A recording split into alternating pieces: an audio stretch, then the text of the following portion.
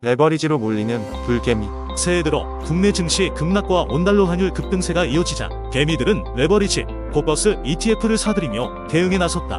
증시 변동성이 커진 점을 활용해 수익률을 극대화하려는 전략이다. 셀코리아 충격에 레버리지 ETF 베팅 개미 9천억원 샀다시 8일 한국거래소에 따르면 연초 들어 개인 투자자는 코스피 200지수의 하루 수익률을 2배로 추종하는 코덱스 레버리지를 8,717억원 순매수했다. ETF 기준으로는 2위와 10배 이상 차이 나는 압도적인 1위. 전체 종목 중에선 2위에 해당한다.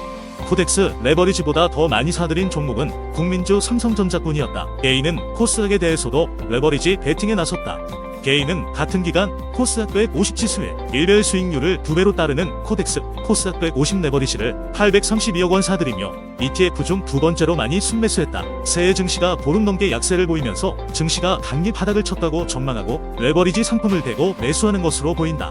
연초 들어 코스피 200지수는 전날까지 8.9%, 코스닥 150지수는 6.2% 빠졌다. 특히 코스피의 경우 새해 상승 마감한 날이 이틀에 불과하며 코스닥보다 더 큰 폭으로 하락했다. 환율 고공행진의 달러 곧버스 2차 전지는 레버리지, 최근 급등한 원달러 환율에 대해선 곧버스로 대응했다. 개인은 올해 들어 코덱스 미국 달러 선 인버스트 X를 226억원 순매수했다.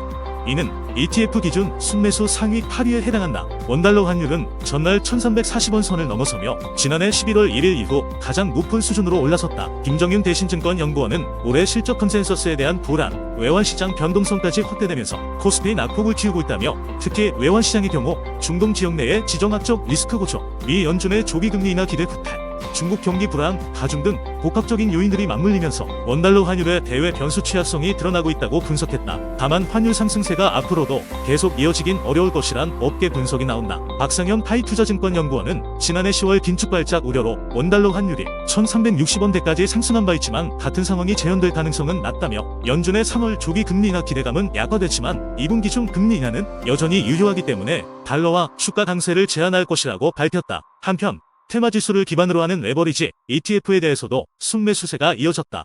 같은 기간 개인은 코덱스 2차 전지 산업 레버리지를 185억원 순매수했다. 2차 전지 관련 종목군의 하락세가 연초에도 지속되자 향후 반등에 베팅하며 레버리지 ETF를 사들인 것이다. 인기 테마 사업에 신규로 진출한다고 발표해 개인 투자자들을 유인한 뒤 대주주가 고가의 주식을 팔거나 무자본 인수합병에 이용하는 식의 불공정 거래가 감독 당국의 덜미를 잡혔다.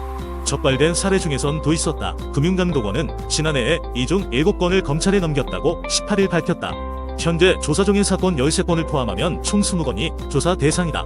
금감원 관계자는 불공정 거래에 이용된 기업 대부분에서며 주식시장에 대한 신뢰가 크게 훼손되고 있어 엄정한 조치가 필요하다고 강조했다. 이번에 발각된 불공정 거래는 대체로 기존에 하던 사업과 상관없는 신사업을 미끼로 삼았다. 기계, 금속, 전기, 전자 관련 업체가 갑자기 코로나19 치료제나 마스크, 2차 전지 사업에 뛰어든다고 발표하는 시기다. 신규 사업 테마는 관련주 급등 시기에 따라 해마다 조금씩 달라졌는데 2020년 이전에는 바이오 테마가 유행하더니 2020에서 2021년에는 코로나19 관련 산업, 그 후로는 2차 전지 사업이 유행처럼 번졌다. 일부 무자본 M&A 세력은 경영권 획득을 위해 이 같은 방식을 따랐다. 실제 금감원이 조치 완료한 7건 중 3건은 했으며 조사 중인 13건 중 7건은 됐다. 횡령배임 혐의도 상당하다. 조치 완료 중 3건은 조사 과정에서 혐의가 확인됐으며 특히 일반 투자자들을 대상으로 수백억 원대의 유상증자를 실시한 곳도 있었다. 대주주들은 이렇게 모아진 자금을 횡령한 것으로 알려졌다. 금감원 측은 횡령배임 혐의가 확인된 3건은 수사 의뢰를 한 상태라고 강조했다. 금감원은 신규 사업을 발표하는 회사는 투자자로서 주의 깊게 살펴봐야 한다고 강조했다. 전문가와 유명 인사를 사회이사로 영입하더라도 사업이 반드시 추진되는 것은 아니고 양해각서를 맺었더라도 본사업 계약이 체결된 것은 아니기 때문이다. 특히 관련 업체도 적발됐다. 금감원 관계자는 신규 사업 추진 내역, 향후 계획 등을 꼼꼼히 확인해 투자 의사 결정에 참고할 필요가 있다며 앞으로도 사업 테마별로 집중 조사할 것이라고 말했다. 일본 증시가 거침없는 질주에 나서고 있다. 역사적 엔저의 개인들의 투자 매력도가 높아진 데 이어 기업들의 호실적까지 힘을 보태고 있기 때문이다. 하지만 코스피는 금리 인하가 어려울 것이라는 분석이 나오면서 지난해 11월 수준으로 되돌아갔다. 18일 증권가에 따르면 전일 코스피 종가는 전장 대비 61.69포인트 급락한 2435.90에 마감했다. 외국인들의 매도세에 지난해 12월 상승분을 모두 반납한 것이다. 미국 연방준비제도 이사회 이사의 매파적 발언으로 조기 금리 인하에 대한 기대감이 사라졌기 때문이다. 최근 크리스토퍼 얼러 연준 이사는 인플레이션 둔화가 확실해질 때까지 금리 인하를 서둘러서는 안 된다는 의견을 피력했다. 이에 따라 시장이 예상했던 올해 3월 금리 인하 가능성이 크게 떨어졌다. 지난해 4분기 실적 시즌이 막을 올렸지만 주요 기업들의 실적이 시장의 컨센서스를 밑도는 어닝 쇼크를 기록한 점도 국내 증시를 짓누르고 있는 요인 중 하나다. 북한과 예멘 후티 반군 등 국내외 지정학적 리스크마저 불거지면서 좀처럼 국내 증시는 좀처럼 살아나진 못하고 있다. 반면 일본 증시는 연초 이후 나홀로 상승세를 이어가고 있다. 국내 증시뿐 아니라 중국 등 아시아 증시가 부진한 상황 속에서도 홀로 역사적 고점을 갈아치우고 있는 것이다. 전일 일본 증시 대표 주가 지수인 니케이 225 평균 주가는 35,447에 거래를 마치면서 올해 들어서만 벌써 6.02%가 올랐다.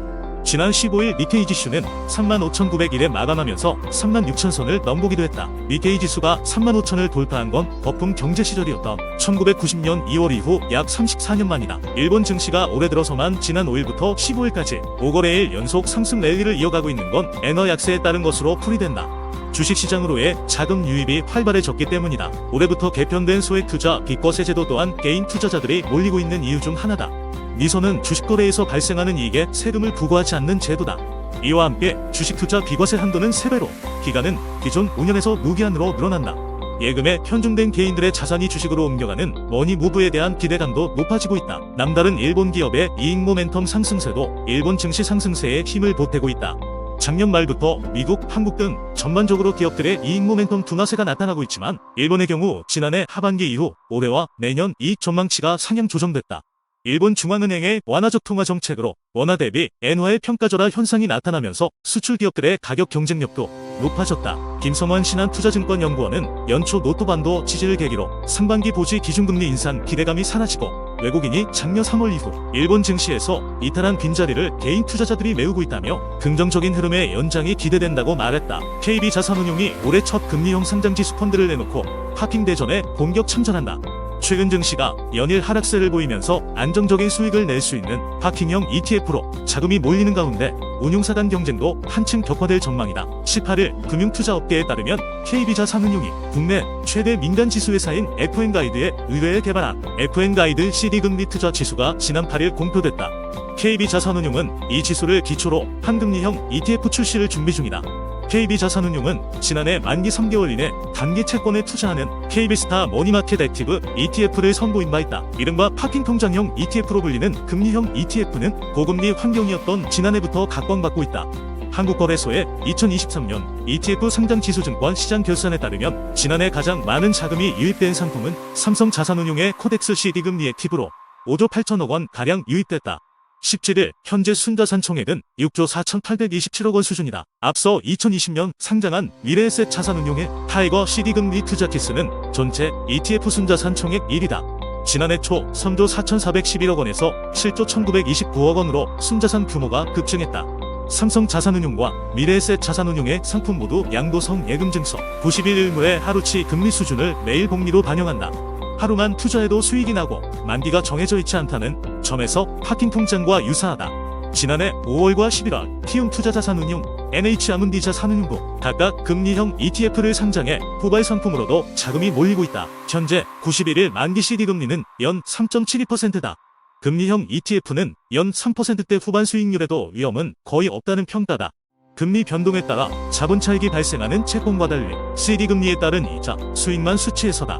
정균삼성증권연구원은 기준금리가 여전히 높은 상황인 만큼 중앙은행의 금리 인하 시행 전까지는 초단기물에 투자해 고금리를 향유할 수 있다며 CD 등을 기초자산으로 하는 ETF를 활용할 수 있는 시기라고 말했다.